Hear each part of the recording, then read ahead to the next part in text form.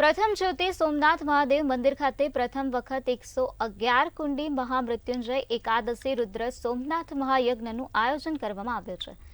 આજથી આ યજ્ઞનો પ્રારંભ થશે, જે 11 દિવસ સુધી ચાલશે। આ યજ્ઞનું આયોજન ભીડભંજન હનુમાન ટ્રસ્ટ અમદાવાદ અને પાયલોટ બાબાના સમિતિ દ્વારા કરવામાં આવ્યું હતું।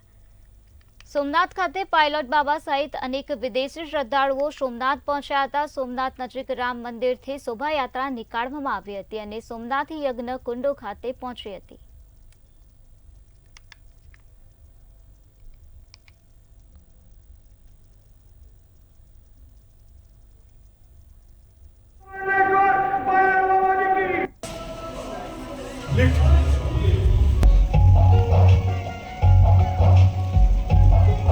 हम चाहते हैं देश का विकास हो, हमारा भारत देश सफल रहे, दुनिया में नंबर 1 आ जाए और चाहते हैं कि नरेंद्र मोदी को पुनः प्राइम मिनिस्टर बन करके देश के लिए काम करे, विकास करे। यही संकल्प है मेरे बेटा, और संसार का कल्याण हो।